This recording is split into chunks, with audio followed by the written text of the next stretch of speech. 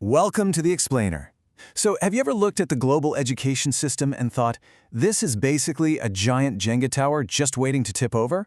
Because today, we're diving deep into exactly why that bottom-up architecture is fundamentally failing us. And, more importantly, how the underlying geometry of physics, yes, physics, might actually be the exact cure we need to fix this massive architecture of capital leakage. We generally operate on this assumption, right? That when it comes to education, more is inherently better. More degrees, more funding, more students, it just naturally leads to stronger societies. But let's take a step back for a second. Is endless, infinite growth without any regulatory absorption actually destabilizing our finite systems? Because as we scale up into these incredibly complex social and technological environments, we really have to ask if all this uncontrolled expansion is just breeding systemic fragility. And that brings us to a massive, invisible drain happening right under our noses, which is termed educational capital leakage.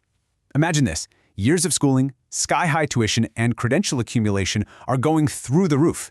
But the actual productive outcomes, like workforce productivity and real applied innovation, they just aren't scaling to match. They completely flatline. Basically, you're pouring all this public investment in, but the productivity gains, they're leaking right out to external labor markets instead of fueling the local economy. It's wild.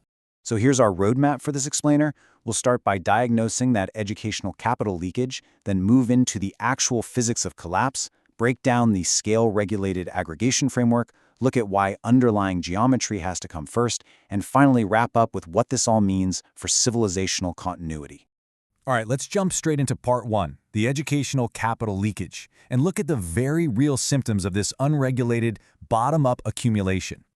You've got to look at the sheer scale of the hidden costs here. We're talking graduate unemployment, delayed entry into the labor market, massive credential inflation, relentless teacher burnout, and just a sheer decline in applied innovation. These symptoms are quietly compounding. They might not always flash red on short-term annual policy reports, but they are absolutely eroding national productivity, ultimately triggering massive brain drain and skilled labor migration. When you actually map out institutional stress loads against geopolitical risk over time, you see these distinct fragility corridors. It's fascinating and kind of terrifying. Normal systems just get pushed straight into a leakage stress zone, which basically acts like a giant vacuum. It actively strips a region of its STEM talent. When local institutions can't retain that talent, the region effectively just becomes a capital extraction zone for stronger external economies. So, if the system is hemorrhaging talent so severely, how do we actually model that collapse? Let's get into Section 2, the physics of collapse, and compare additive accumulation with multiplicative regulation. Here is the absolute crucial takeaway. Educational system collapse is not just some localized administrative failure. Physics tells us the exact same story whether we're looking at turbulent fluid flows in the atmosphere, high-frequency financial market crashes, or education.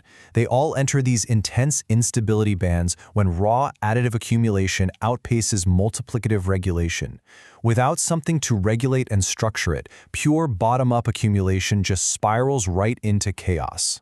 To stop that turbulence, we obviously need a structural cure. Which brings us to Section 3, Scale-Regulated Aggregation, or the AM-Regulator framework. Take a look at how this architectural contrast plays out. On one side, you have a normal fragmented system. It completely breaks down in the middle layer, absolutely plagued by innovation pressure and burnout. But contrast that with an AM-regulated architecture. It acts as a massive structural stabilizer, securely locking in that middle layer, the accumulation zone, so that actual resilient civilizational outcomes can safely reach the peak without collapsing the structure below it.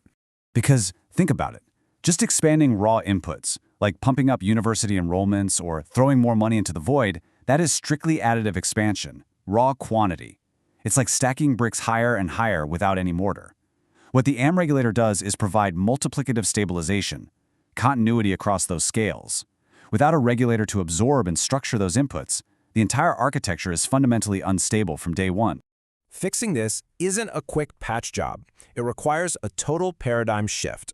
Let's move to Section 4 and look at redesigning our institutional topology with the core rule underlying geometry first. This is a brilliant way to visualize it. If you map out institutional resilience as a 3D Riemann manifold, you can physically see the danger.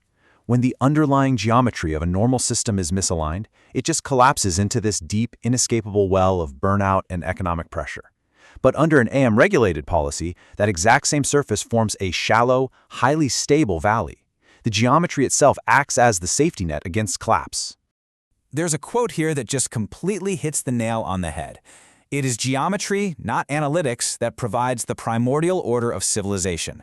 When the geometry is misaligned, no statistical refinement nor econometric adjustment can restore coherence.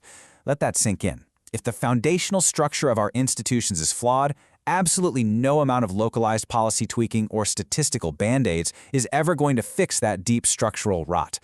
It's the ultimate showdown between two paradigms. On one side, you have chaotic, bottom-up accumulation, this endless, unregulated drive for educational growth that ultimately just leads to capital extraction and systemic fragility. On the other side, top-down, scale-regulated aggregation. It deliberately constrains that growth, it structures it, and by doing so, it ensures psychological stability and actually allows sovereign knowledge reproduction to thrive across generations. And there are actual strict mathematical boundaries for this, like the Fisher threshold. To successfully pull an educational system out of that chaotic instability variance and lock it securely into equilibrium, institutional variance and economic elasticity have to be balanced precisely. It's that exact top-down constraint that creates the long-term stability we desperately need. Which brings us to our final and frankly most important section: civilizational continuity and sovereign educational reproduction. When you zoom out and look at the broader continuity atlas, the reality is stark. Normal policy models are basically a fast track to high conflict incidents and the mass exodus of brilliant minds to brain drain. But when you shift to an AM-regulated policy, you're looking at something incredible. Huge, reliable boosts in STEM retention, genuine economic growth, and total scientific sovereignty. And that gives us sovereign educational reproduction, which is the regulated capacity of a doctoral system to preserve its scientific continuity and autonomy even when facing severe geopolitical constraints. Without this, nations are literally just serving as training grounds. They foot the massive bill to educate their brightest minds, only to permanently leak that strategic talent to foreign economies. It's a total loss of institutional resilience. But ultimately, the message of this explainer is incredibly optimistic. Geometry first, the rest will follow. What looks like complete inescapable chaos actually just requires a regulated touch. By applying the right underlying geometry and replacing that blind bottom-up expansion with scale-regulated aggregation, we can absolutely tame the turbulence and build robust architectures that will survive for future generations. So, as we wrap up, I want to leave you with a pretty provocative question. Look at your own local institutions right now. Is your national education system actively building long-term civilizational continuity, or is its chaotic, bottom-up geometry just accelerating capital extraction for someone else? Definitely something to think about. Thanks so much for joining me to explore this structural shift.